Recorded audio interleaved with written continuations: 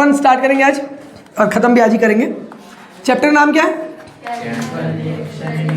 Chemical reactions and equations. चलो ध्यान देना इधर।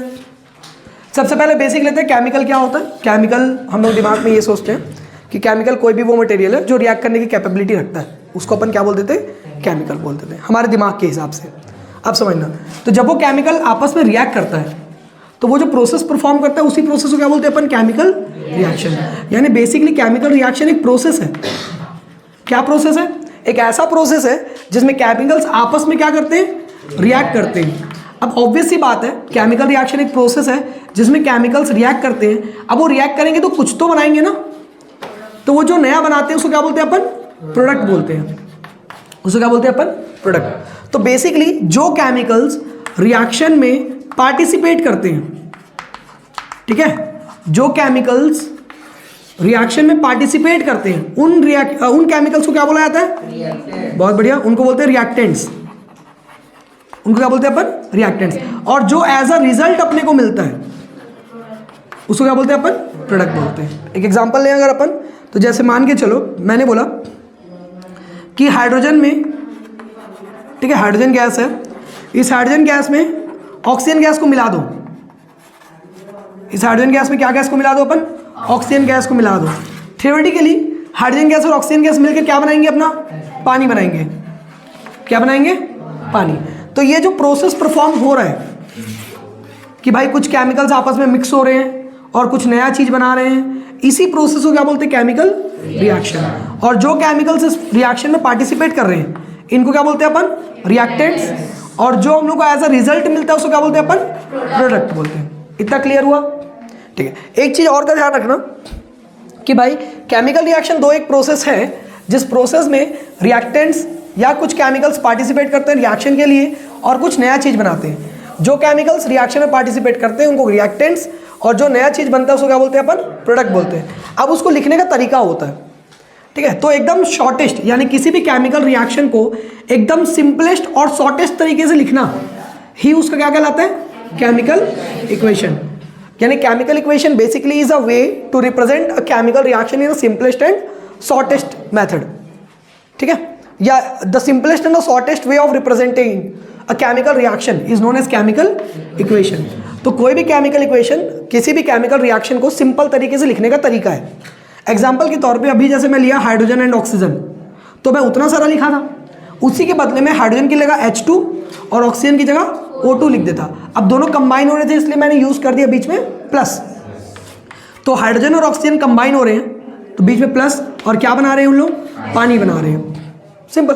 तो देखो कितना सिंपल तरीका हो गया किसी भी केमिकल इक्वेशन रिएक्शन को रिप्रेजेंट करने का। तो यही सिंपल तरीका किसी केमिकल रिएक्शन को रिप्रेजेंट करने का क्या कहलाता है? केमिकल इक्वेशन कहलाता है। क्लियर हो गया? अब यहाँ पर ध्यान देना, कभी भी तुम केमिकल इक्वेशन लिखते हो तो हमेशा इसके दो स्टेप होते हैं। सबसे पहला स्टेप कहलाता है उसका स्केलेटल केमिकल इक्वेशन। क्या कहलाता है पहला स्टेप उसका? Skeletal chemical equation. यानी जब भी तुम केमिकल इक्वेशन लिखते हो तो उस केमिकल इक्वेशन को जब भी तुम जैसा भी है उसको लिखने का ट्राई करोगे तो सबसे पहला जो स्टेप क्रिएट होगा वो क्या है? तुम्हारा स्केलेटल केमिकल इक्वेशन। अब ये होता क्या है? इसका मतलब और कुछ नहीं, अनबैलेंस्ड होता है। इसका मतलब क्या होता है?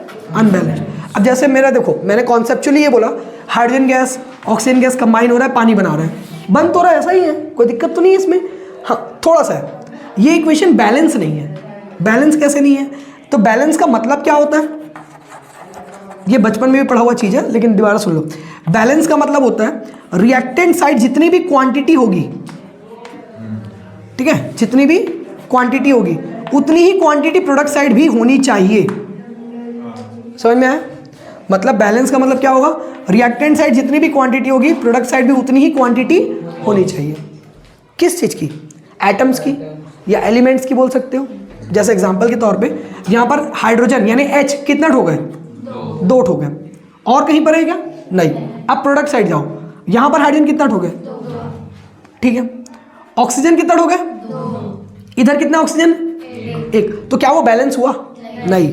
तो इसी को क्या बोलते हैं अपन? अनबैलेंस्ड। और जब भी हम लोग किसी भी केमिकल रिएक्शन को इक्वेशन में कन्वर्ट करते हैं तो सबसे पहला जो रिएक्शन हमारा सबसे पहला जो इक्वेशन हमारा बनेगा हमारी तरफ से वो हमेशा स्केलेटल केमिकल इक्वेशन ही होता है, दैट इज अनबैलेंस्ड। इतना क्लियर हुआ? तो सर वो अनबैलेंस्ड बन गया तो अब उसको करे क्या, तो उसको बैलेंस करना पड़ता है। यानी हम लोग अनबैलेंस्ड को क्या कर सकते हैं, बैलेंस्ड कर सकते हैं। अब कर सकते हैं नहीं, करना पड़ेगा, क्योंकि तभी भी तुम केमिकल इक्वेशन लिखते हो तो हमेशा किस फॉर्म में लिखोगे उसको, बैलेंस्ड केमिकल इक्वेशन के फॉर्म में, याद रखना, ठीक है। तो चलो इसको बैलेंस करने का तरीका देखते हैं। फिर मैं यहाँ पर तुम लोगों को एक ही मेथड बता रहा हूँ, हीट एंड ट्रायल मेथड, वही सबसे आसान है और तुम्हारे लिए काम का है। जैसे देखो हाइड्रोजन कितना ढोगा, इधर 2 ढो, इधर कितना हाइड्रोजन है 2, इधर ऑक्सीजन कितना है 2, इधर ऑक्सीजन कितना है 1, तो उधर कितना होना चाहिए 2 होना चाहिए, 2 से मल्टीप्लाई कर देते हैं। अब बेसिक डाउट यहाँ पर समझना थोड़ा सा, ये H2O था ना, इसमें 2 मल्टीप्लाई करना है, 2 मल्टीप्लाई कर दो, हो गया बैलेंस, नहीं, क्यों, तो यहाँ पर 2 हम लोग ऐड नहीं कर सकते, कोई बात नहीं, यहाँ 2 डाल दो, तो यहाँ पर भी 2 नहीं डाल सकते, क्यों, क्योंकि ये पूरा एक मॉलिक्यूल है और तुम कभी भी बैलेंस करोगे तो पूरे मॉलिक्यूल के सामने में कोई नंबर मल्टीप्लाई या डिवाइड करोगे, बीच में या आखिरी में कभी भी कुछ भी चीज नहीं होगा। तुमको जो भी नंबर से मल्टीप्लाई या डिवाइड, तुमको जो भी करना है, मल्टीप्लाई और डिवाइड ही कर सकते हो, एडिशन सब्ट्रैक्शन अलाउड नहीं है। तो तुम जिस भी नंबर से मल्टीप्लाई या डिवाइड करोगे वो हमेशा उस मॉलिक्यूल से पहले होना चाहिए, हमेशा, कोई एक्सेप्शन नहीं, कोई कुछ नहीं। क्लियर हो गया ये पॉइंट, ठीक है। तो ऑक्सीजन कितना ढोगा, इधर कितना है, तो 2 करने के लिए 2 से मल्टीप्लाई करूंगा तो सबसे सामने मल्टीप्लाई करना पड़ेगा, तो ये 2 हो गया, हाँ, लेकिन जैसे ही मैं 2 मल्टीप्लाई किया ये तो 2 हो गया, बट ये कितना हो गया 4, तो अब इधर भी 4 करना पड़ेगा, तो इधर भी सामने में ही 2 मल्टीप्लाई होगा, क्योंकि रूल वही है, किसी भी एटम या किसी भी मॉलिक्यूल के सामने ही कोई नंबर मल्टीप्लाई होगा। अब देखो हाइड्रोजन कितना है इधर 4, इधर कितना है, इधर ऑक्सीजन कितना है, इधर ऑक्सीजन कितना हुआ, हो गया बैलेंस, आसान था, तो ये बैलेंसिंग था। अब सबसे बड़ा क्वेश्चन यहां पर अराइज होता है, why do we need to balance a chemical equation, किसी भी केमिकल इक्वेशन को बैलेंस करने की जरूरत क्यों है, मतलब बिना बैलेंस किए भी तो हम समझ रहे थे ना, बट द थिंग इज वो गलत कॉन्सेप्ट था। कैसे गलत कॉन्सेप्ट था तो समझना, इसी को अनबैलेंस्ड लिखता हूं मैं, यहां पर ध्यान दो, ये अनबैलेंस्ड है, सही है, हाइड्रोजन ऑक्सीजन कंबाइन हुए पानी बना रहे हैं। अब यहां से अगर कोई स्टडी करना चाहे तो क्या समझेगा, मोल के हिसाब से समझते, पहले तो मोल के हिसाब से, कितना मोल पानी हाइड्रोजन का लग रहा है, 1 मोल। अब ये मोल कैसे आइडेंटिफाई करते हो, ये सामने में जो नंबर दिया रहता ना, यही क्या होता है उसका मोल होता है, ये 9th क्लास में पढ़ते आ रहे हैं अपन, ठीक है। तो ये उसकी क्या चीज़ को इंडिकेट करती है, मोल को। यहाँ पर कुछ नहीं दिया है, कुछ नहीं का मतलब क्या होता है, तो हाइड्रोजन का कितना मोल हुआ, ऑक्सीजन का कितना हुआ, तो यहाँ से कॉन्सेप्ट निकालें अगर, तो 1 मोल हाइड्रोजन का, 1 मोल ऑक्सीजन का, ये दोनों कंबाइन होकर क्या बना रहे हैं, पानी का कितना बना रहे हैं, 1 मोल। यही समझ में आ रहा है ना। अगर चलो इसको थोड़ा और इजी कर लेते हैं, इसको ग्राम में ले लेते हैं, ये मोल के हिसाब से हो गया, ग्राम के हिसाब से समझते हैं, वेट वजन के हिसाब से, मास, कितना मास है इसका, देखो 1 हाइड्रोजन का मास 1 होता है, 2 हाइड्रोजन का मास कितना हुआ, 1 ऑक्सीजन का मास, वेरी गुड 16, तो 2 का कितना हुआ 32 है ना 32। अब ये देखो दोनों को ऐड कर दो, ऐड करने से कितना आ रहा है टोटल 34 आ रहा है 34, ठीक। यहां पर पानी को देखो, 2 इसका 16 इसका, टोटल कितना हुआ, क्या ये दोनों बराबर हैं, तो फिर तो ये तो गलत आ गया। यही तो समझा रहा था कि अनबैलेंस्ड केमिकल इक्वेशन को स्टडी करना गलत तरीका होगा, यानी अनबैलेंस्ड को हम लोग स्टडी नहीं करते और नहीं करना चाहिए। तो फिर किसको स्टडी करते हैं, बैलेंस्ड को। क्यों बैलेंस्ड को, क्योंकि ये जो गड़बड़ी यहाँ पर दिख रही है वो गड़बड़ी बैलेंस्ड में नहीं होती। कैसे नहीं होती, तो चलो चेक करके देखते हैं। इसी एग्जाम्पल को मैं यहाँ पर लिखता हूँ, ध्यान देना, 2H2 + O2 gives rise to 2H2, यही है। चलो मैंने बोला 1 हाइड्रोजन का मास कितना होता है, यहाँ पर कितना हाइड्रोजन है, तो मास कितना हुआ, 1 ऑक्सीजन का मास, 2 का एड अप कर दो कितना आ रहा है 36, 4 + 30 36 हो गया। चलो यहाँ पर देखते हैं, ये 2 बाहर है तो 2 को बाहर रख दो। H2O का मास कितना निकला था, 2 × 18 कितना होता है, बराबर है। अब समझ में आ गया बैलेंस्ड क्यों सही है या क्यों करते हैं बैलेंस्ड। तो सर क्या इसीलिए बस मास को इक्वेट करने के लिए, तो बेटा ये मास को इक्वेट करना नहीं है, ये क्या है पता तुम्हारा, LCM साइंस का, बहुत बढ़िया, लॉ ऑफ कंजर्वेशन ऑफ मास। तो एक्चुअल में क्या कॉन्सेप्ट छिपा है इसके पीछे, लॉ ऑफ कंजर्वेशन ऑफ मास, क्योंकि ये एक यूनिवर्सल लॉ है और यूनिवर्सल लॉ कभी भी गलत नहीं होती, ठीक है। तो यानी कि just to satisfy the law of conservation of mass we have to balance an unbalanced chemical equation. ठीक है, किसी भी अनबैलेंस्ड केमिकल इक्वेशन को बैलेंस क्यों किया जाता है? ताकि हम लोग law of conservation of mass को सेटिस्फाई कर सकें। क्लियर? अगर सेटिस्फाई नहीं करेंगे तो क्या होगा? गड़बड़ी होगा कि भाई तुमने रिएक्टेंट में कितना लिया था 34 ग्राम, अब प्रोडक्ट में कितना मिला 18 ग्राम, तो बाकी बीच का कहाँ गया? क्योंकि लॉ ऑफ कंजर्वेशन ऑफ मास ये बोलता है कि मास जितना पहले था उतना ही मास बाद में भी रहेगा। यानी कि लॉ ऑफ कंजर्वेशन ऑफ मास क्या बोलता है? मास can neither be created nor be destroyed. यानी केमिकल रिएक्शन में जितना रिएक्टेंट का मास था, टोटल मास, प्रोडक्ट का भी टोटल मास बराबर होना चाहिए, क्योंकि मास को ना बनाया जा सकता, ना बिगाड़ा जा सकता है, ना डिस्ट्रॉय किया जा सकता। तो जितना मास पहले उतना ही मास बाद में। यहाँ पर है, हाँ तो ये सही है। यहाँ पर है क्या? नहीं, तो ये गलत हुआ। तो क्लियर हो गया अनबैलेंस्ड को बैलेंस्ड क्यों करते हैं, या कैसे करते हैं, कब करते हैं वाला। तो केमिकल रिएक्शंस के कैरेक्टरिस्टिक्स, क्या क्या कैरेक्टरिस्टिक्स हैं, कैसे पता लगेगा कि कोई केमिकल रिएक्शन हो रहा है? तो देखो बेसिकली उसके 5 कैरेक्टर्स हैं। ठीक है, स्टडी करते हैं। सबसे पहला है इवोल्यूशन ऑफ गैस। कोई फर्क नहीं पड़ता सीक्वेंस कैसा भी दिया हो बुक में, तुम जैसा पढ़ना चाहो पढ़ सकते हो। इवोल्यूशन ऑफ गैस, इवोल्यूशन का मतलब होता है निकलना, इवॉल्व होना, ठीक है, जनरेट होना। तो गैस यहाँ पर बनेगा, तो इवोल्यूशन ऑफ गैस का मतलब गैस निकलेगा। अब एक बात बताओ, गैस बनेगा तो गैस बन के वहाँ पर रुक जाएगा, नीचे जाएगा कि ऊपर जाएगा? ऑब्वियस बात है, क्योंकि गैस हल्की होती है तो गैस लिबरेट हो जाती है। इसलिए इवोल्यूशन ऑफ गैस को हम लोग अपवर्ड एरो से इंडिकेट करते हैं। ये भी क्वेश्चन आ चुका है सीबीएसई में एक बार कि what does the upward arrow indicate in a chemical equation या केमिकल रिएक्शन।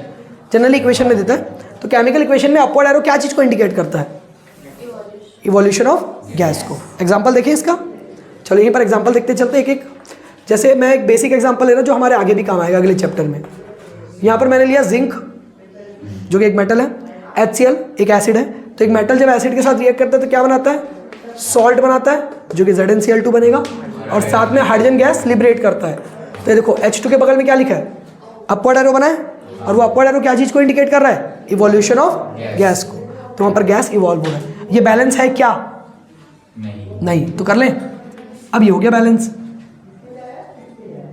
ठीक है, आसान था। ये जो मेथड हम लोग फॉलो कर रहे हैं उसको हिट एंड ट्रायल बोलते हैं। उसमें क्या होता है, नंबर तुमको रख के चेक करना है, जब तक सही नहीं आ जाता तब तक, जब सही आ गया तो आंसर है वो। ठीक है, ये इवोल्यूशन ऑफ गैस हो गया। सेकंड वन क्या है तुम्हारा? सेकंड वन क्या लेंगे अपन? चलो चेंज इन कलर।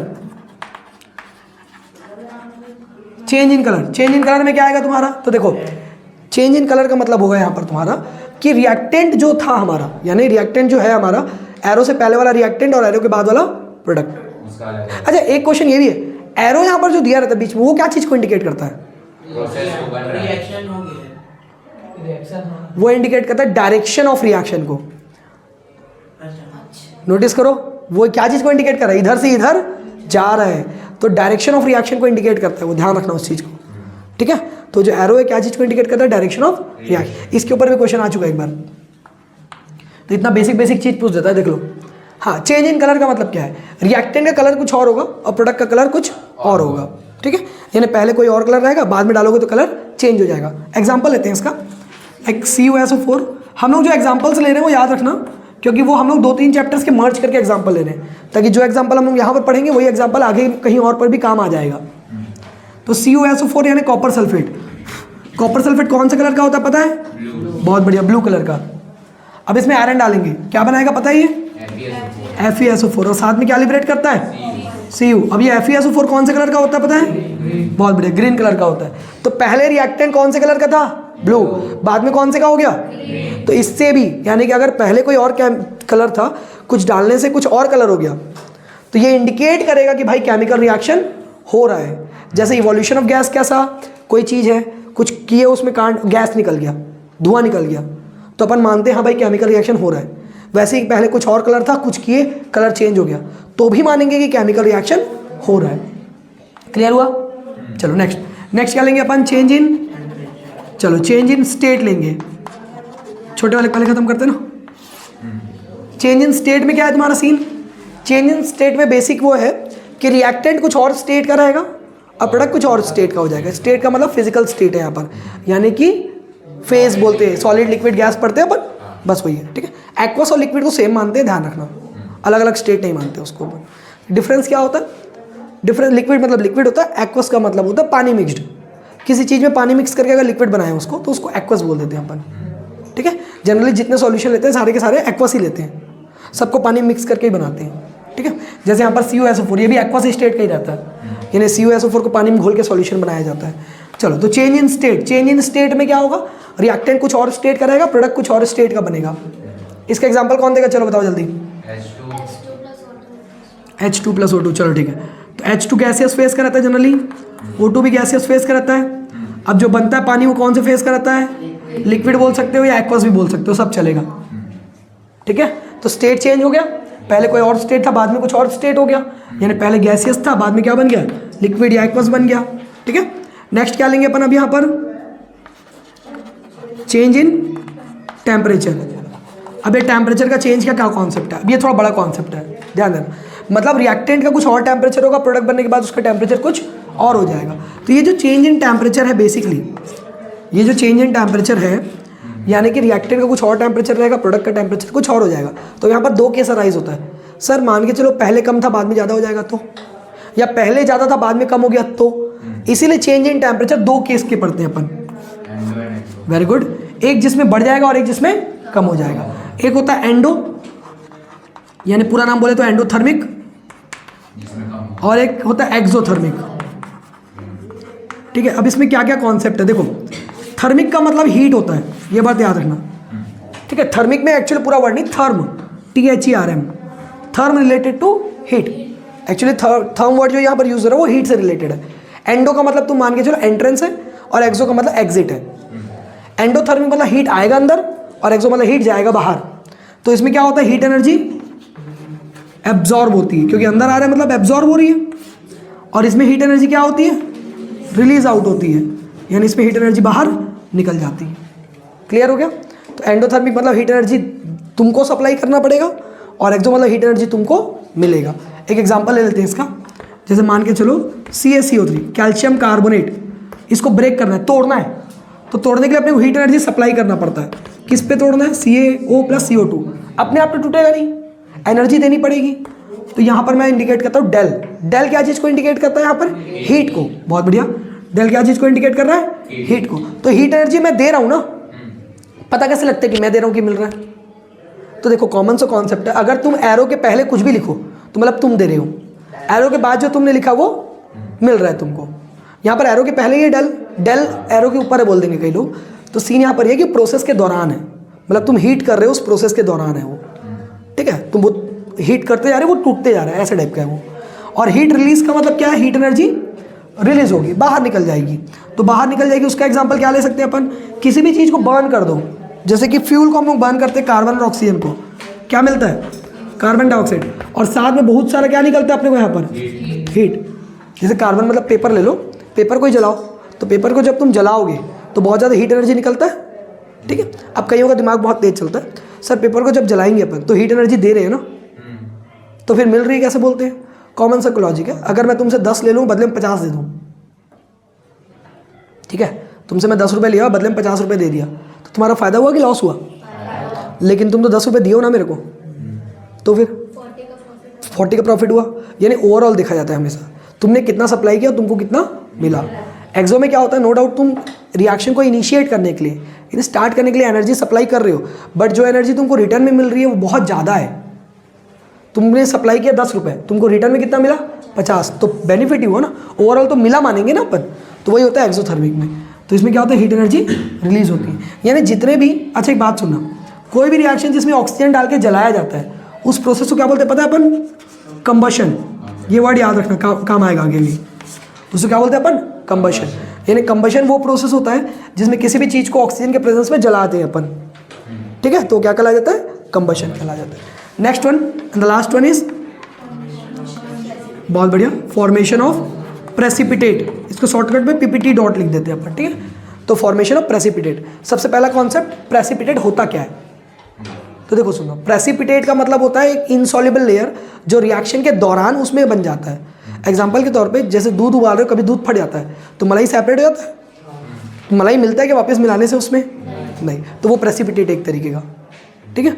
तो प्रेसिपिटेट एक इनसॉल्युबल लेयर होता है जो रिएक्शन के दौरान बनता है और उस रिएक्शन पे मिक्स नहीं होता। उसी के बनने का जो प्रोसेस है, यानी formation of precipitate is known as, बहुत बढ़िया, precipitation is known as precipitation. तो प्रेसिपिटेशन एक प्रोसेस होता है जिसमें प्रेसिपिटेट बनता है। क्लियर हुआ? प्रेसिपिटेशन एक प्रोसेस होता है जिसमें प्रेसिपिटेट बनता है। कोई डाउट इतने में? चलो एग्जांपल लें यहाँ पर, वेरी गुड। BaCl2 वाला एग्जांपल लेते हैं। BaCl2 plus Na2SO4 gives rise to BaSO4 plus NaCl। Balance तुम लोग कर लोगे, मैं कोई भी रिएक्शन को बैलेंस करते हुए नहीं आ रहा हूँ, ठीक है? तो तुम लोग अपने हिसाब से बैलेंस कर लेना सब रिएक्शन को। ऊपर वाला मैंने एक बता दिया था, अब तुम सबको कर लेना खुद से। यहाँ पर ये जो बेरियम सल्फेट बनता है, ये क्या बनता है? प्रेसिपिटेट बनता है। क्या बनता है? प्रेसिपिटेट। तो ये किस टाइप का एग्जाम्पल है रिएक्शन का? प्रेसिपिटेशन वाला रिएक्शन एग्जाम्पल है। बट समझना, यहाँ पर ध्यान दो। अब मैंने यहाँ पर डाउनवर्ड एरो बनाया है, तो यहाँ पर ये तो क्लियर है कि अपवर्ड एरो क्या चीज़ को इंडिकेट करता है? Evolution of. अब वो क्यों इंडिकेट करते हैं अपवर्ड एरो? क्योंकि गैस हल्का होता है, निकल जाता है ऊपर की तरफ। बट प्रेसिपिटेट को डाउनवर्ड एरो से क्यों इंडिकेट करते हैं? वेरी गुड, एक तरीके से देखते हैं, बहुत बढ़िया। वो डेंस होता है नॉर्मल सॉल्यूशन के कंपैरेटिवली, ठीक है? यानी होता क्या है, प्रेसिपिटेट ना एक इनसॉल्युबल लेयर होता है जो रिएक्शन में बन जाता है। अब वो रिएक्शन में बनने के बाद क्या होता है? रुक जाता है और धीरे धीरे नीचे सेटल होते जाएगा। किधर सेटल होता है? क्यों नीचे जाता है? क्योंकि वो डेंस होता है ज़्यादा, यानी गाढ़ा बहुत ज़्यादा होता है, तो धीरे धीरे नीचे सेटल होते जाएगा। इसीलिए उसको किस चीज़ से इंडिकेट करते हैं अपन? डाउनवर्ड एरो से। किस चीज़ से इंडिकेट करते हैं? डाउनवर्ड एरो से। ये पांचों कैरेक्टरिस्टिक्स क्लियर है? कोई दिक्कत इतने में? Very good. चलो अब आगे बढ़ते हैं इस पे अपन। अब आते हैं अपन थोड़ा टाइप्स ऑफ रिएक्शंस पे, ठीक है? टाइप्स ऑफ रिएक्शंस क्या बोलता है? अभी अपन ये जान लिए कि केमिकल रिएक्शन क्या होता है और कैसे पता चलता है कि कोई केमिकल रिएक्शन हो रहा है कि नहीं हो रहा है। अब अपन ये जान लेते हैं कि अगर केमिकल रिएक्शन हो रहा है तो कितने टाइप का होता है, ठीक है? केमिकल रिएक्शन कितने टाइप्स का होता है। तो अब अगला टॉपिक है अपना टाइप्स ऑफ केमिकल रिएक्शन। इसमें सबसे बड़ा कंफ्यूजन होता है कितने टाइप्स के होते हैं। ब्रॉड क्लासिफिकेशन CBSE के अकॉर्डिंगली 4 टाइप का होता है, ठीक है? पहला होता है, नाम पे ध्यान दोगे सब समझ में आएगा, ध्यान देना, कॉम्बिनेशन रिएक्शन। सबसे पहला क्या है? कॉम्बिनेशन। नाम पे ध्यान दो। कंबाइन यानी क्या होता है? जोड़ना। कंबाइन यानी जोड़ना। तो एक ऐसा रिएक्शन है जिसमें कोई भी चीज़ मटेरियल आके जुड़ेगा। सिंपल सा लॉजिक में बहुत सारे रिएक्टेंट होंगे, ये सारे रिएक्टेंट कंबाइन होके सिंगल प्रोडक्ट बनाएंगे, ठीक है? सारे रिएक्टेंट कंबाइन होके सिंगल प्रोडक्ट बनाएंगे। तो बहुत सारे रिएक्टेंट्स कंबाइन होकर जब सिंगल प्रोडक्ट बनाएंगे तब उस टाइप के रिएक्शंस को क्या बोलेंगे अपन? Combination reaction. एक हिंट करता हूँ, इससे पहले जो टॉपिक पढ़े थे उसमें कॉम्बिनेशन रिएक्शन का एक आध एग्जाम्पल छिपा हुआ था। H2 वाला, very good. H2 plus O2 वाला, ये इसको बैलेंस करके लिख रहा हूँ अभी मैं। अब यहाँ पर देखो, नोटिस करो, रिएक्टेंट ज़्यादा है एक से, दोनों मिलकर एक सिंगल प्रोडक्ट बना रहे हैं। एक और एग्जांपल था, बहुत बढ़िया, combustion reaction. C plus O2 gives rise to. अब एक चीज़ नोटिस कर रहे हो तुम, दोनों में कुछ कॉमन है। क्या कॉमन है दोनों में? यानी दोनों ही एक टाइप का क्या है? Combustion reaction. तो एक बात हमेशा याद रखना, जनरली जितने कंबशन रिएक्शन होते हैं वो सारे किस टाइप के होते हैं? Combination reaction. क्लियर हो गया? तो कई बार ऐसा अगर पूछ दे तो याद रखना, कंबशन रिएक्शन जनरली किस टाइप के होते हैं? कॉम्बिनेशन। क्लियर? अब एक बात बताओ और मेरे को, कंबशन रिएक्शन कौन से नेचर का था? नेचर ऑफ रिएक्शन क्या था उसका? एक्सोथर्मिक। कौन से नेचर का था ये? एक्सोथर्मिक। तो इसका मतलब ये भी क्लियर हो गया कि जो कॉम्बिनेशन रिएक्शन होता है वो जनरली कौन से नेचर का होता है? एक्सोथर्मिक नेचर का होता है। क्लियर हुआ? इतने में कोई डाउट तो नहीं होगा मेरे हिसाब से अभी तक में। चलो अब सेकंड पे आते हैं, दैट इज, बहुत बढ़िया, डिकम्पोजिशन रिएक्शन। अब ये डिकम्पोजिशन का मतलब क्या होता है? देखो, डिकम्पोज यानी क्या होता है? टूटना। डिकम्पोजिशन में डिकम्पोज का मतलब क्या होता है? टूटना। यानी इसमें रिएक्टेंट्स टूटेंगे, रिएक्टेंट्स एक होगा, टूटकर मल्टीपल प्रोडक्ट्स बनेंगे। एग्जांपल के तौर पे अगर एक A है तो प्रोडक्ट बनेगा तुम्हारा P1 प्लस P2, ऐसे प्रोडक्ट्स बनेंगे। रिएक्टेंट एक रहेगा, प्रोडक्ट ज़्यादा। इधर क्या था? रिएक्टेंट ज़्यादा थे, प्रोडक्ट एक। तो देखकर कुछ लग रहा है थोड़ा सा, मेरे को जस्ट अपोजिट दिख रहा है। ये दिख रहा है? इसमें रिएक्टेंट ज़्यादा थे, प्रोडक्ट एक था। इसमें प्रोडक्ट ज़्यादा है, रिएक्टेंट एक। अपोजिट है, इसीलिए बोला जाता है डिकम्पोजिशन रिएक्शन और कॉम्बिनेशन रिएक्शन एक दूसरे के क्या है, अपोजिट है, एक दूसरे के क्या है, अपोजिट। अब थोड़ा एग्जांपल लेके समझते हैं। डिकम्पोजिशन रिएक्शन का भी एग्जांपल था इससे पहले वाले में, वो वाला बहुत बढ़िया, CaCO3 वाला। CaCO3 gives rise to CaO plus CO2। ये नोटिस किया था इसको? तो इसीलिए मैं बोला था जो एग्जांपल हम लोग दे रहे हैं वो छांट छांट कर दे रहे हैं, इस तरीके से एग्जांपल दे रहे हैं कि तुम उस एग्जांपल को मल्टीपल जगह यूज़ कर सकते हो, ठीक है। तो डिकम्पोजिशन रिएक्शन एक ऐसा रिएक्शन होता है जिसमें रिएक्टेंट सिंगल होता है बट प्रोडक्ट्स मल्टीपल होते हैं, यानी इसमें ब्रेक डाउन होगा। इसमें कंबाइन होता है तो इसमें क्या होता है, ब्रेक डाउन होता है, यानी टूटता है इसमें। इतना क्लियर हो गया? कोई डाउट इतने में? ठीक है। अब सुनना, तो डिकम्पोजिशन रिएक्शन जो अपन तोड़ते हैं वो अब टूटेगा तो अपने आप नहीं, तो क्या सप्लाई करना पड़ता है तुमको तोड़ने के लिए? Energy, not heat. क्या सप्लाई करना पड़ता है? एनर्जी। अब तुम सोचो तुम एनर्जी सप्लाई कर रहे हो, यानी कौन से नेचर का हुआ ये? बहुत बढ़िया, एंडोथर्मिक का। अब तो मेरे को डाउट हो रहा है ये पूरा ही अपोजिट है, क्योंकि कॉम्बिनेशन एक्सोथर्मिक का होता है, डिकम्पोजिशन एंडोथर्मिक का होता है।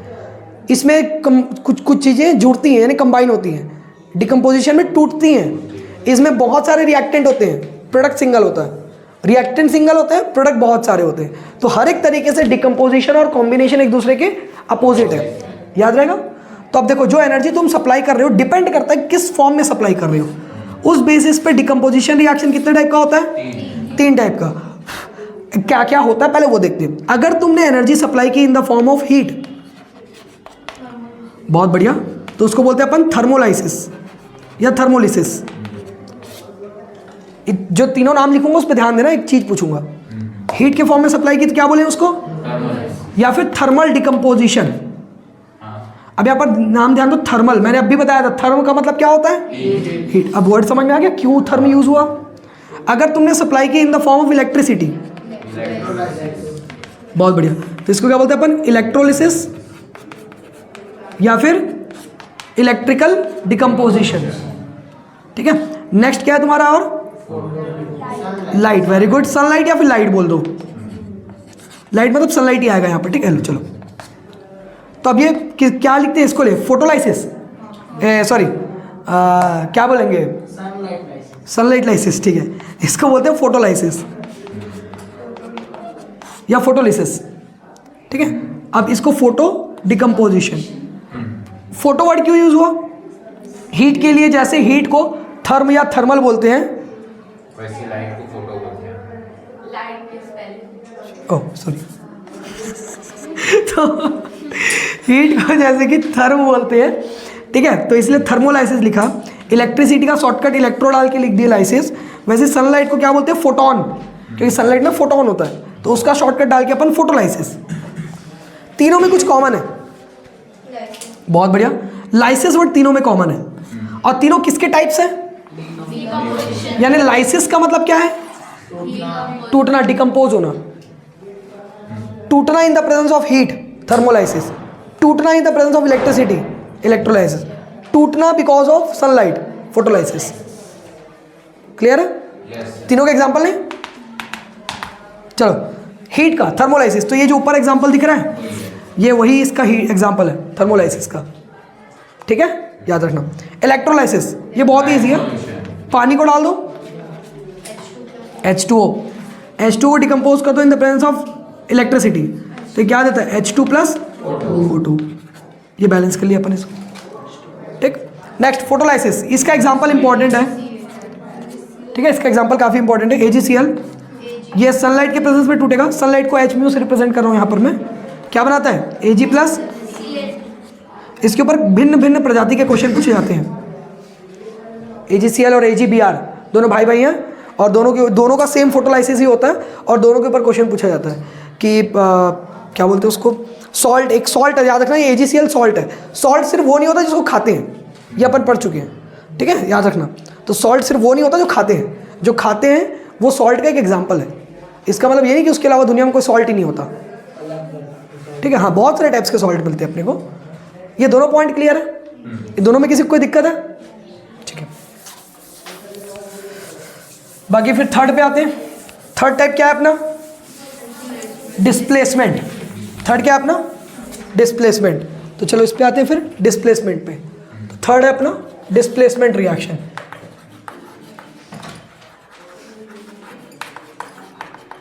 नाम पे ध्यान देना। डिस्प्लेस, डिस्प्लेस का मतलब हटाना। डिस्प्लेस वगैरह मतलब क्या होता है? हटाना होता है, ठीक है। डिस्प्लेस करना मतलब क्या होता है? हटाना होता है, ठीक है। जा क्रेडिट कार्ड भी लिया है, रोल तो कर ले उसको पेपर को, है ना। यही सब करने तो आ रहे हैं, दिखाऊँ वीडियो उधर करके, तेरे पापा को भेजूंगा फिर। यही सब हरकत करा आपका लड़का आके यहाँ पर, पता नहीं क्या क्या व्हाइट पाउडर से। इसको क्रॉप मत करना, रहने देना, ठीक है। जाके तब तो पता लगेगा। चलो देखो इधर, डिस्प्लेसमेंट रिएक्शन। डिस्प्लेस करने का मतलब क्या होता है? हटाना। यानी कोई एक केमिकल रहेगा या एक कोई भी एटम या एलिमेंट रहेगा, उसको हटाकर उसके बदले में दूसरा कोई एटम या एलिमेंट वहाँ पर डालना होगा। एग्जाम्पल के तौर पे, अच्छा इसका एग्जाम्पल पढ़े, ऐसा लग रहा है मेरे को यार। बहुत बढ़िया एग्जाम्पल था तुम्हारा, CuSO4 प्लस Fe वाला, याद है वो कलर चेंज वाला? हाँ, इसीलिए बार बार बोल रहा था कि एक एग्जाम्पल बहुत जगह यूज़ करेंगे। तो इसमें प्रोडक्ट क्या बना था? FeSO4 plus C। अब थोड़ा ध्यान दो यहाँ पर, सीन क्या था? यहाँ पर ये एक कंपाउंड है, ये एक मेटल है, ये आया यहाँ से Cu को हटा दिया, नोटिस करो। Fe आया, Cu हट गया, तो FeSO4 बन गया, Cu वहाँ से हट गया। अब यहाँ पर क्या सीन है? सीन यहाँ पर ये दो चीज़ें कॉन्सेप्ट पकड़नी है। सबसे पहला कॉन्सेप्ट ये बोलता है FeCu को हटा दिया, कैसे? अब एक बात बताओ, तुम 10th क्लास में हो, अब कोई तुमको दूसरी का लेकर आके बोलेगा चल यहाँ से उठ, मेरे को बैठना है करके, सीधी सीधी बात है, तो तुम उठोगे क्या उसके लिए? नहीं, ऑब्वियस सी बात है। लेकिन अगर मान के चलो कोई सीनियर तुमसे आकर बैठा, कॉलेज का आ गया, 12th का आ गया, कोई टीचर आ गया, तुमसे किसी भी प्रकार से बड़ा हो, तुम्हारा भैया आ गया, दीदी आ गए, कुछ भी, कोई बोला चलो उठ, मेरे को बैठना है इधर पे, तो ना चाहते हुए भी तुमको उठना पड़ेगा। तुम्हारा इच्छा नहीं है उठने का, बिल्कुल भी नहीं है, ठीक है। कुछ लोग तो ऐसे हैं कि मतलब वो इस तरीके से चेयर में बैठते कि अब तो मेरा देह त्याग भी यही होगा, ठीक है। तो हाँ तो उसमें क्या है ना, इच्छा नहीं होता बिल्कुल उठने का, लेकिन उठना पड़ता है ना मजबूरी में, बस वही सीन होता है। तो क्यों ऐसा हुआ? वो बड़ा वाला आके बोला तुम हट गए, लेकिन वो पिद्दू से आके बोला तो नहीं हटे। पावर, ठीक है, पावर। यानी कि आयरन यहाँ पर ज़्यादा पावरफुल है एज कम्पेयर टू कॉपर, इसलिए जब आयरन आके कॉपर को हटाया तो कॉपर हट गया। बट अगर यही केस उल्टा होता तो, मतलब एज्यूम करो FeSO4 होता और Cu होता, तो ये रिएक्शन कैसा होता? कॉपर हटाता, कॉपर आता, आयरन को बोलता हट जा यहाँ से, तो लगता तुमको आयरन हटता? ऑब्वियसली नहीं। तो यहाँ पर क्या होता? कोई रिएक्शन ही नहीं होता। क्यों? क्योंकि कॉपर आयरन से ज़्यादा रिएक्टिव है ही नहीं। अगर वो रिएक्टिव है ही नहीं तो वो हटेगा नहीं। क्लियर हो गया ये पॉइंट? अब यहाँ से दूसरी चीज़ और भी क्लियर हो रही है कि जो हटता है वो अपने गैंग के साथ रहता है, मतलब वो उसके साथ कुछ ना कुछ साथ में रहेगा, और जो हटाता है वो कैसा रहता है? अकेला। समझ में आ गया? इसका मतलब यहाँ से एक चीज़ क्लियर होती है कि रिएक्टिव मेटल मतलब ज़्यादा पावरफुल मेटल या ज़्यादा पावरफुल एलिमेंट कम पावरफुल एलिमेंट को हटा पाएगा। दूसरा कॉन्सेप्ट ये क्लियर हुआ यहाँ पर कि भाई जो भी चीज़ें हट रही है वो अकेला नहीं रहेगा, उसके साथ क्या रहेगा? उसका सॉल्ट सॉल्यूशन, यानी वो किसी ना किसी के साथ मिक्स्ड में रहेगा, किसी ना किसी के साथ मिक्स फॉर्म में रहेगा। जैसे कॉपर सल्फेट भी कॉपर का सॉल्ट ही है, कॉपर सल्फेट कॉपर का सॉल्ट है, ठीक है। तो ये दो पॉइंट क्लियर हुए। तो सर पता कैसे लगेगा कौन हटाएगा कौन नहीं हटाएगा? तो इसकी एक सीरीज़ है, यानी उसमें अरेंज किया गया ऑर्डर में कि हाँ भाई ये ज़्यादा रिएक्टिव है, ये कम रिएक्टिव है, ऐसे टाइप से। उसी सीरीज़ को क्या बोलते हैं अपन? रिएक्टिविटी सीरीज़, ठीक है। उस सीरीज़ का नाम क्या है? Reactivity series. उसमें से कुछ दो चार तुमको याद रखने हैं, लाइक जिंक ज़्यादा रिएक्टिव होता है, किससे ज़्यादा रिएक्टिव होता है? आयरन से। आयरन ज़्यादा रिएक्टिव होता है कॉपर से। एक पॉइंट ये याद रख लेना, ठीक है। अच्छा ये ज़्यादा ये कम रिएक्ट मतलब मैग्नीशियम और ज़्यादा रिएक्टिव हो जाता है, ये सीन आता है यहाँ पर। ये एक पॉइंट याद रख लो। इसके अलावा दूसरा पॉइंट ये याद रख लो, गोल्ड, सिल्वर और प्लेटिनम, ठीक है। गोल्ड, सिल्वर और प्लेटिनम, इनकी रिएक्टिविटी ऑर्डर इस टाइप की है। यानी सबसे लीस्ट रिएक्टिव कौन है? प्लेटिनम, देन समझ में आ गया ये चीज़ भी। इसीलिए अब सुनो यहाँ पर कुछ और पॉइंट बता देता हूँ, क्योंकि इनकी रिएक्टिविटी काफ़ी कम होती है इन सब चीज़ों की, इसलिए इनको कई बार नोबेल मेटल्स बोल दिया जाता है। क्या बोल देते हैं अपन? Nobel metals. इसलिए क्योंकि इनकी रिएक्टिविटी बहुत कम होती है, इतनी कम कि जल्दी से किसी के साथ रिएक्ट करते ही नहीं। समझ में आया ये चीज़? ठीक है, तो ये पॉइंट क्लियर हो गया इतना। अच्छा, अब ये बहुत ही कम रिएक्टिव होता है, इसलिए भी इसको ज्वेलरीज बनाने में यूज़ करते हैं अपन। क्लियर है पॉइंट? मैं इस वाले को मिटा रहा हूँ, ठीक है। चलो नेक्स्ट देखना इधर। फोर्थ टाइप तुम्हारा क्या, डबल डिस्प्लेसमेंट। अब ये डबल डिस्प्लेसमेंट क्या है, नाम पे ध्यान दो थोड़ा सा। डबल मतलब 2 बार डिस्प्लेसमेंट होगा। डिस्प्लेसमेंट मतलब हटाना होता है। अब यहाँ पर 2 बार हटेगा, तो जैसे एग्जाम्पल समझते हैं अपन, 2 बार हटेगा मतलब एग्जाम्पल इसका भी पढ़े हुए हैं अपन, याद होगा तो। ये ऐसा वाला BaCl2 वाला याद है, plus Na2SO4 gives rise to BaSO4 plus NaCl। Very good, ये एग्जाम्पल पढ़े थे अपन। यहाँ पर सीन क्या हुआ था, Na आया था, Ba को हटा दिया था, और Ba गया Na को हटा दिया। नोटिस करो तो NaCl की जगह में चला गया, यानी Cl के साथ चला गया, और BaSO4 के साथ चला गया। हुआ ना यही, तो 2 बार डिस्प्लेसमेंट हुआ, इसलिए इसको डबल डिस्प्लेसमेंट। बट एक्चुअल में ये डिफरेंस है, इसमें 2 बार डिस्प्लेसमेंट नहीं होता। अब एक बात बताओ, तुम्हारे पास पेन है, मैं तुम्हारी पेन लेके अपना चौक तुमको दे दिया, तो डिस्प्लेसमेंट हुआ क्या, डबल डिस्प्लेसमेंट। तो क्या हुआ, वो एक्सचेंज हुआ। वो क्या हुआ, एक्सचेंज। तो एक्चुअल में डबल डिस्प्लेसमेंट में 2 बार डिस्प्लेसमेंट नहीं होता, वो रेफरेंस के तौर पे ले लिया जाता है ऐसा, बट एक्चुअल में वहाँ पर क्या होता है, एक्सचेंज होता है। किस चीज़ का एक्सचेंज होता है, exchange of ions. Sodium ion इधर आ जाता है, बेरियम आयन उधर चल देता है। अब आयन क्यों बोलते पता है, यहाँ पर आयन वर्ड यूज़ नहीं किया था मैं, क्यों, क्योंकि ये अकेला था, अकेला एटम या एलिमेंट होता है। बट यहाँ पर नोटिस करो वो किसी के साथ कंबाइंड है, तो क्या हुआ, वो आयन हुआ। क्लियर है, वो क्या हुआ तुम्हारा, आयन हुआ। समझ में आ गया। तो यहाँ पर क्या है, वो आयन है, इसलिए एक्सचेंज ऑफ आयन्स लिखे अपन। इतने में कोई दिक्कत है किसी को, पक्का। अच्छा, ये किसका एग्जाम्पल डिस्कस किए थे अपन, बहुत बढ़िया, फॉर्मेशन ऑफ प्रेसिपिटेट। अब अगर मान के चलो ये क्वेश्चन दिया, इसी के एग्जांपल को दिया है, बोला आइडेंटिफाइड टाइप्स ऑफ रिएक्शन, और ऑप्शन में दिया तुमको precipitation reaction, double displacement reaction और कॉम्बिनेशन रिएक्शन, तो तुम क्या डालोगे आंसर में, डबल डिस्प्लेसमेंट। याद रखना, precipitation is not a type of reaction, ठीक है, वो उसके कैरेक्टर्स है, it is not a type, ठीक है। टाइप क्या है तुम्हारा, डबल डिस्प्लेसमेंट। इतने में कोई दिक्कत है किसी को, पक्का। ये चारों टाइप्स ऑफ रिएक्शंस क्लियर है।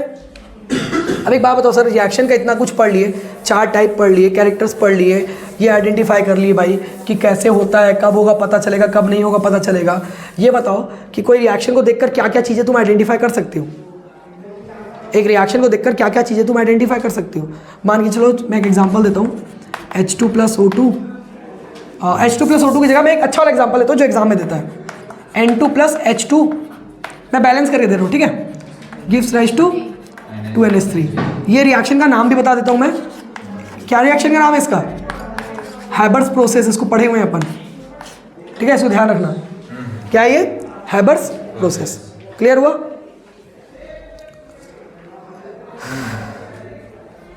Haber's process. अब यहाँ पर ध्यान देना, N2+3H2 gives rise to 2NH3। अब ये कॉन्सेप्ट है। अब इस पे बताओ, इस रिएक्शन को देख के क्या क्या चीज़ें तुमको पता चल रही हैं। मेरे को सिर्फ ये पता चल रहा है, एक नाइट्रोजन 3 हाइड्रोजन के साथ कंबाइन होकर 2 का अमोनिया बना रहा है। इसके अलावा कॉम्बिनेशन रिएक्शन, चलो वेरी गुड, और बस, कहाँ दिख रहा है। तो अब इस रिएक्शन को इस तरीके से इंडिकेट करो या इस तरीके से रिप्रेजेंट करो कि मेरे को बहुत सारे इंफॉर्मेशन इससे निकल जाए, एक्सट्रैक्ट कर लें अपन। तो इसको बोलेंगे how do we make a chemical equation more informative. एक केमिकल इक्वेशन को मोर इन्फॉर्मेटिव कैसे बना सकते हो। सिंपल तरीका, सबसे पहला इंडिकेट इट्स स्टेट इंडिकेट कर दो इसका कि कौन सा स्टेट में मिल रहा है। तो अब मैं यहाँ पर क्लियरली बोल सकता हूँ नाइट्रोजन गैस, हाइड्रोजन गैस मिलकर 2 अमोनिया गैस बना रही है। दूसरा बैलेंस करना था, बैलेंस तो हम लोग शुरुआत में ही सीख चुके थे इसलिए डायरेक्ट कर दिया। इसके अलावा और क्या है, इसके अलावा ये जो प्रोसेस हो रहा है, इस प्रोसेस की कंडीशन लिखो ना। यहाँ पर क्या लिखना है बोल रहा हूँ मैं यहाँ पर, कंडीशन मतलब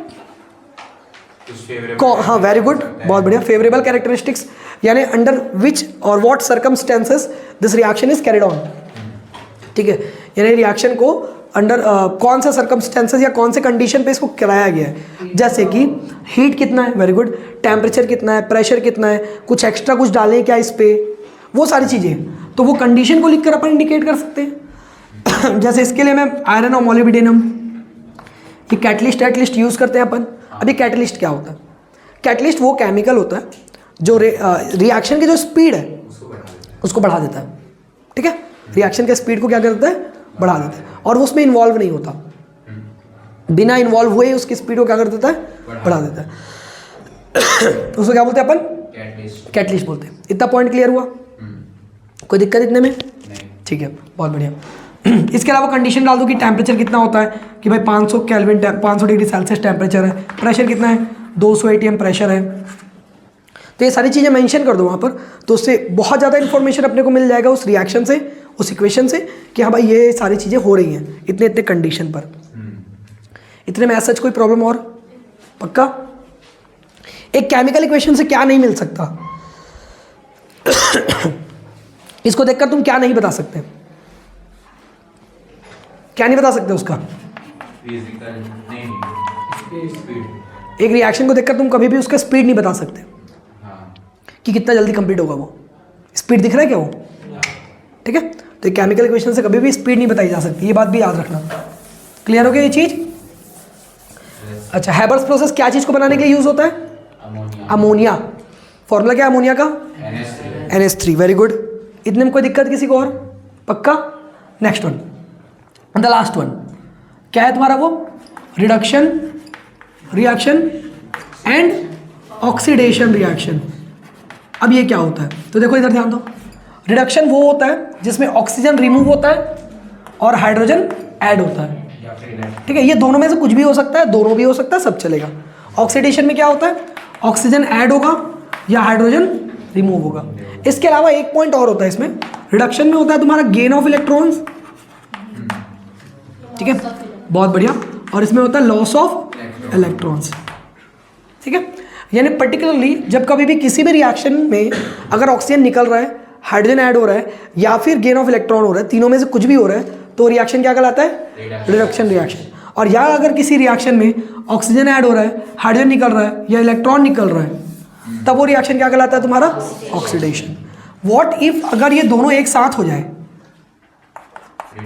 वेरी गुड, तब उसको बोलते हैं अपन रिडॉक्स रिएक्शन।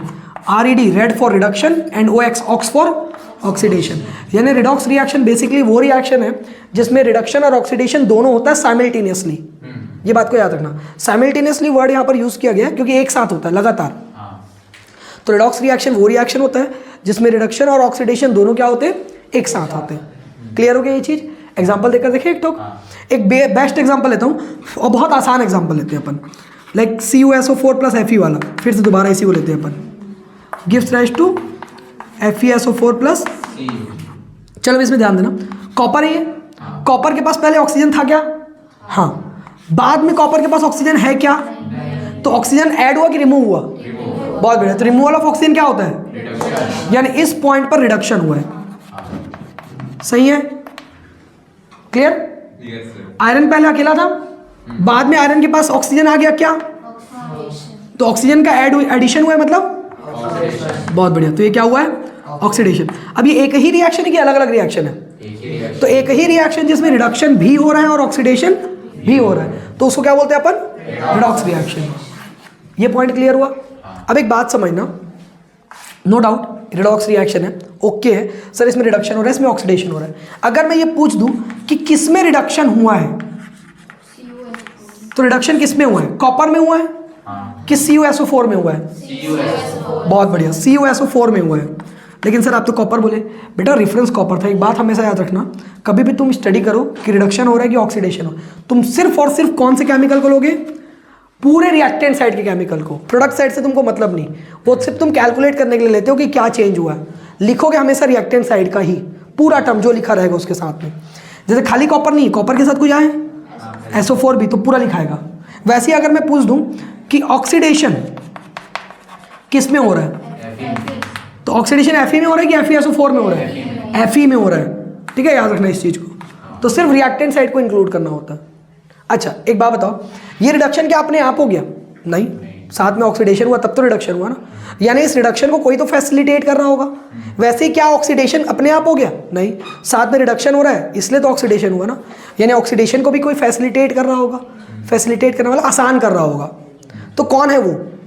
तो जो, सुनना ध्यान से, जो रिडक्शन को आसान बनाता है दैट इज रिड्यूसिंग एजेंट। उसको क्या बोलते हैं अपन? Reducing agent. और जो ऑक्सीडेशन को आसान बनाता है दैट इज ऑक्सीडाइजिंग एजेंट। समझ में आया? एक बात का खास ध्यान रखना, रिड्यूसिंग एजेंट दूसरे को रिड्यूस करता है और ऑक्सीडाइजिंग एजेंट दूसरे को ऑक्सीडाइज करेगा, तो खुद क्या हो जाएगा? Just opposite. एग्जाम्पल के तौर पे रिड्यूसिंग एजेंट दूसरे को रिड्यूस करता है तो खुद क्या होगा?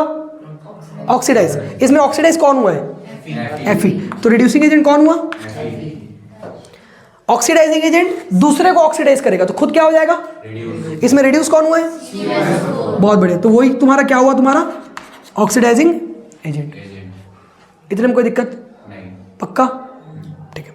आई थिंक बाकी टॉपिक्स तो एलिमिनेटेड है तुम्हारे सिलेबस से, है ना? तो यही तुम्हारा ऑक्सीडाइजेशन का एक एग्जांपल दे दो। रिडक्शन में पर्टिकुलरली जैसे मान के चलो कभी भी तुम्हारा गेन ऑफ इलेक्ट्रॉन ले लो, लाइक Cl को लेते हैं अपन, Cl में एक इलेक्ट्रॉन गेन कर दो, Cl माइनस बन गया। इसका लॉस ऑफ इलेक्ट्रॉन को ले लो, ऑक्सीजन ऑक्सीडेशन का, Na gives rise to Na plus और एक इलेक्ट्रॉन लूज कर दिया। ठीक है बस। और ऑक्सीडेशन का बहुत सारा एग्जांपल और भी है हमारे डेली लाइफ में। ऑक्सीडेशन का जैसे रस्टिंग होता है आयरन का, वो ऑक्सीडेशन का डेली लाइफ एग्जांपल है। जब खाना हम लोग बाहर रख देते तो सड़ जाता है क्योंकि वो ऑक्सीडाइज हो जाता है, खाना रखे रखे ऑक्सीडाइज हो जाता है। हाँ, हमारा शरीर बूढ़ा हो रहा है बिकॉज ऑफ ऑक्सीडेशन, हमारा शरीर ऑक्सीडाइज हो रहा है इसलिए हम लोग बूढ़े होते जा रहे हैं। ठीक है, तो इसके अलावा किसी को कोई डाउट है जितना पढ़े अभी?